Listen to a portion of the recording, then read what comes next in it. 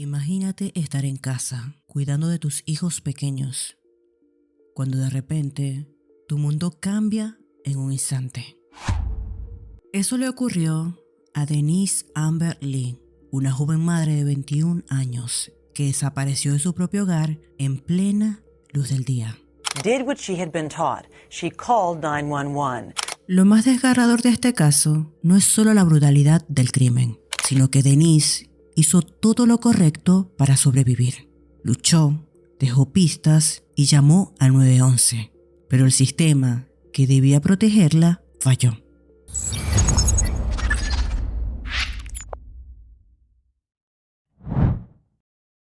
Era un día como cualquier otro en Inglewood, Florida. El sol brillaba intensamente y el aire fresco del invierno se colaba por las ventanas de la pequeña casa de Denise Amber Lee. Nadie imaginaba que en pocas horas ese lugar pacífico se convertiría en el epicentro de un crimen atroz.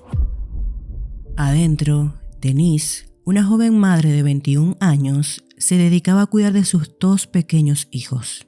Denise tenía una sonrisa tranquila mientras acomodaba la ropa de sus hijos. Ese día había decidido abrir las ventanas para dejar entrar el aire fresco, después de hablar con su esposo Nathan por teléfono. La conversación fue breve pero llena de cariño, típica de una pareja que comparte la rutina diaria, sin imaginar que esa sería su última charla. Aproximadamente a las 3:30 de la tarde, Nathan regresó a casa tras su jornada laboral. Al llegar, notó de inmediato que algo no estaba bien. Al entrar al cuarto de los niños, el corazón de Nathan se paralizó. Ambos estaban en la cuna, solos y en silencio. Al ver que las ventanas estaban cerradas, una sensación de pánico lo invadió. La mente de Nathan se llenó de preguntas sin respuestas y la incertidumbre era insoportable. La desesperación se apoderó de él mientras repasaba mentalmente cada detalle y finalmente, consciente de que algo terrible podía haber sucedido, hizo la primera llamada al 911. Northport Emergency. Yes, I'm at 7912 Ator Avenue. I just got home from work and my wife, I can't find her. My kids were in the house and I don't know where she is. I've looked every single place. So. Your kids are at home by themselves? Yes. She's never done this before? No. I don't know where mommy is. Esa llamada sería solo el comienzo de una larga cadena de errores y oportunidades perdidas.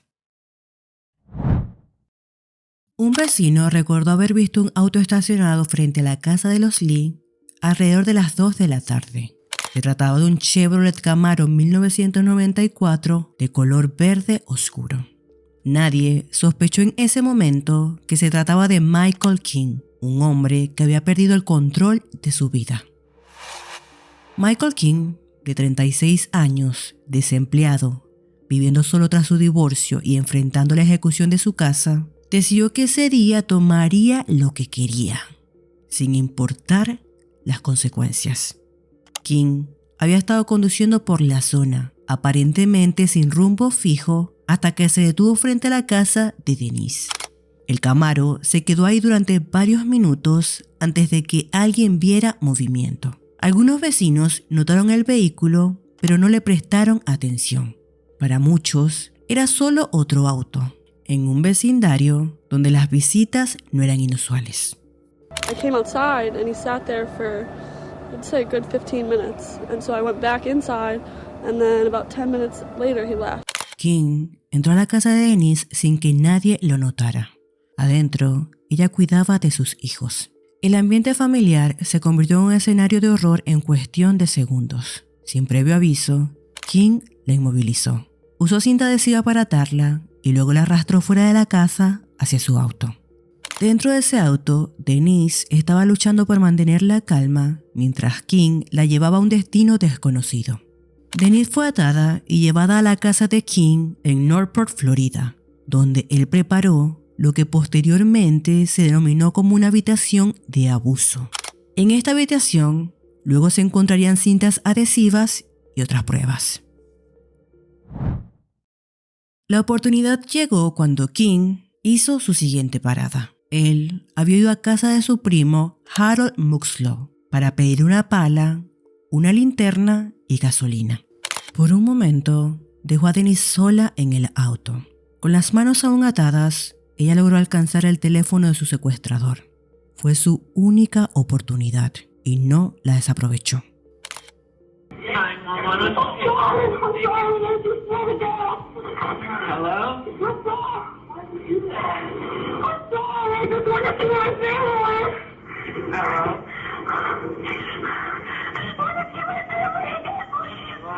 Hello?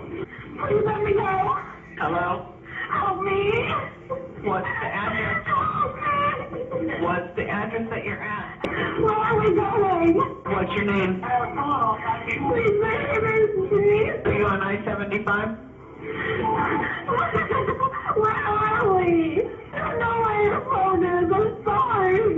Tell it all what street you're on? No. Do you know this guy that's with you? No. La llamada duró varios minutos, en los que Denise suplica por su vida, diciendo por favor hasta en 17 ocasiones. Ella les había dado su mejor prueba de que fue secuestrada y que no conocía a su secuestrador. Denise no pudo dar su ubicación exacta y la policía no pudo rastrear su ubicación porque la llamada se hizo desde un teléfono móvil de prepago. And the girl came out of got out of the car, and my dad's cousin went and put her back in the car. And when she got out, Okay, where's your dad's house? it's in Northport. Where would he be going with this female? He came over to my dad's house, borrowed a shovel, a gas tank, and something else. Okay, we've been looking for this female. You are just so wonderful to call us and give us this information. Okay? Yeah. Mientras Michael King conducía con Denise atada en el asiento trasero, el Camaro se deslizaba por la Ruta 41 como un vehículo más entre muchos. Nadie notaba nada extraño y la vida en Florida seguía su curso, pero alguien sí prestó atención. James Kowalski iba al volante de su auto, con la radio encendida y la ventana entreabierta. Al detenerse en un semáforo, escuchó algo que la hizo girar la cabeza. Primero, lo interpretó como el llanto de un niño, pero el sonido era demasiado desgarrador para pasar desapercibido. Mientras observaba el auto a su lado, Jane notó una mano golpeando la ventana del pasajero. La imagen la estremeció, pero antes de poder reaccionar, el Camaro avanzó cuando la luz se puso en verde. I'm on 41 going south, and I was at a stoplight, and a man pulled up next to me, and there was a child screaming in the car. Not a happy. What kind of vehicle was he in? It's a blue Camaro, in the 90s or early 2000s or something. The vehicle had a white male driver, and there was a child screaming in the car. Jane intentó seguir el vehículo, pero pronto se dio cuenta de que había cruzado el condado de Charlotte y la llamada se transfirió a otro centro de emergencias. Al contar su historia por segunda vez, percibió que el operador no parecía darle importancia, por lo que el miedo de haber presenciado algo terrible ahora se mezclaba con la frustración de no poder hacer más. Cuando la llamada terminó, Jane se quedó conduciendo esperando que alguien reaccionara ante su advertencia. Sin saberlo, esa llamada fue gestionada de manera incorrecta. El operador no archivó adecuadamente la información ni alertó a las autoridades. Nadie salió a buscar el Camaro, por lo que nadie detuvo el auto. Horas después de la llamada de James Kowalski, mientras la noche se apoderaba del paisaje de Florida, la búsqueda de Denise continuaba sin resultados. Nathan Lee, su esposo, apenas podía mantenerse en pie del agotamiento emocional. Cada minuto que pasaba sentía que se alejaba la posibilidad de volver a ver a su esposa. A las 9:15 de la noche, la policía logró localizar el Chevrolet Camaro verde oscuro de Michael King. Al detener el vehículo, lo encontraron al volante, solo y con una mirada vacía y distante. Los oficiales notaron que su ropa estaba sucia y que tenía restos de tierra en las manos. Al registrarlo, lo esposaron sin que él opusiera resistencia. Dentro del auto, la escena era inquietante. Había restos de cinta adhesiva en el asiento del copiloto y cabellos rubios adheridos a ella. También encontraron una pala en el maletero y encontraron un casquillo de bala en el asiento trasero. Sin embargo, la pista más perturbadora fue el pequeño anillo en forma de corazón que estaba tirado cerca de la consola central, cubierto de polvo y tierra. Nathan, al ver el anillo en la foto de evidencias, confirmó que era el mismo que le había regalado a Denise cuando comenzaron a salir. Ese pequeño anillo, en forma de corazón, se convirtió en una prueba clave en el caso. No solo era un objeto personal, sino un mensaje silencioso que Denise dejó con la esperanza de que alguien lo encontrara. Los investigadores también notaron que los cabellos encontrados en la cinta adhesiva parecían haber sido dejados intencionalmente. Denise sabía que en medio del horror debía dejar rastros que aseguraran su identificación. Era como si, a pesar del pánico, su instinto de supervivencia hubiera prevalecido, pensando siempre en cómo dejar señales que condujeran a su rescate. Para Nathan, descubrir que su esposa había tenido la presencia de ánimo para dejar pistas, incluso en sus últimos momentos, fue un golpe emocional devastador, pero también un recordatorio de su valentía. 2 días después, el 19 de enero del 2008, en un terreno baldío cerca de Northport, la policía hizo el macabro hallazgo. Denise Amber Lee yacía en una fosa poco profunda con signos de haber sido violentada.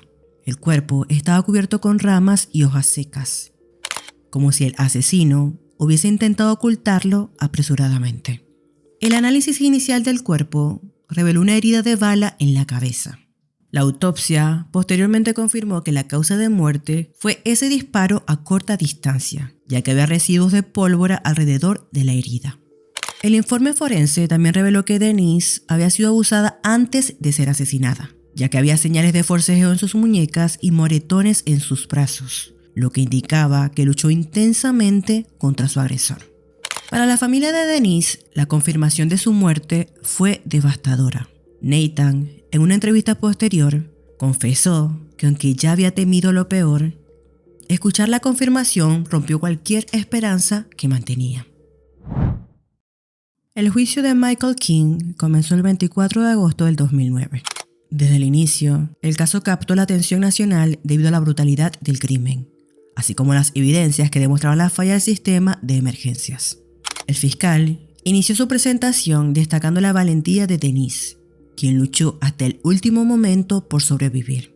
La estrategia de la acusación se centró en las contundencias de las pruebas físicas y forenses, comenzando por la grabación de la llamada al 911 que Denise logró hacer desde el teléfono de su secuestrador.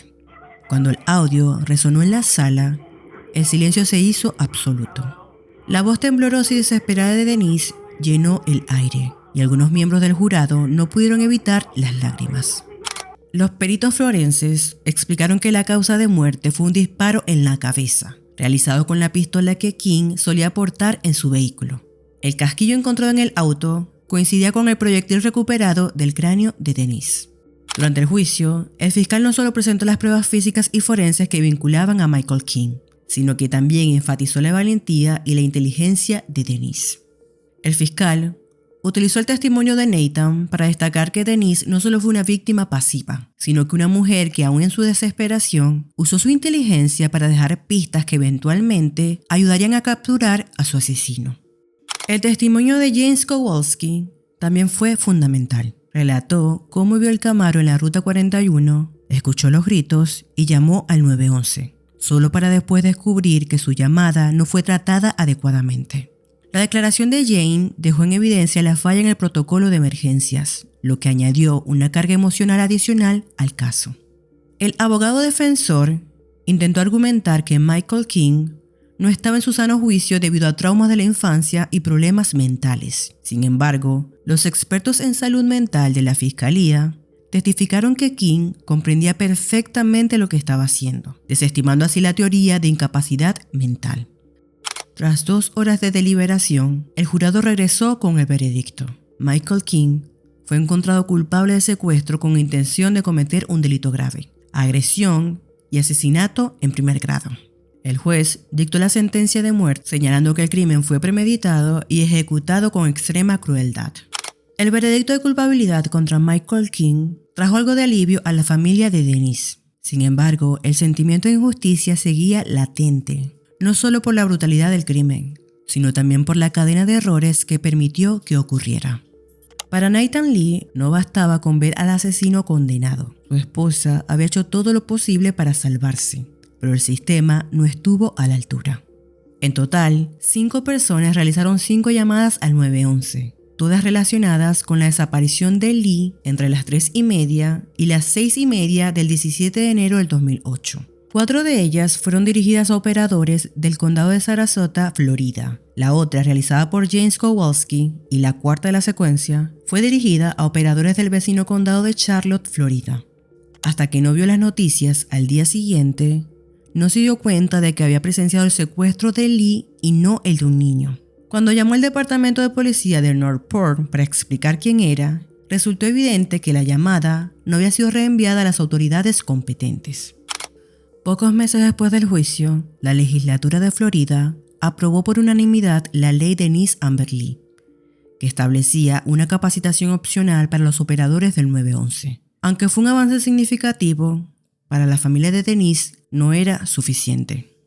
Nathan Lee, junto al padre de Denise, trabajaron en la fundación Denise Amber Lee, con el propósito de capacitar adecuadamente a los operadores del 911, mejorar los protocolos de emergencia y garantizar que las llamadas sean atendidas de manera eficiente. A través de la fundación, Nathan ha recorrido el país compartiendo la historia de su esposa, sensibilizando a la comunidad y logrando que muchos estados adopten medidas más estrictas en la capacitación de operadores.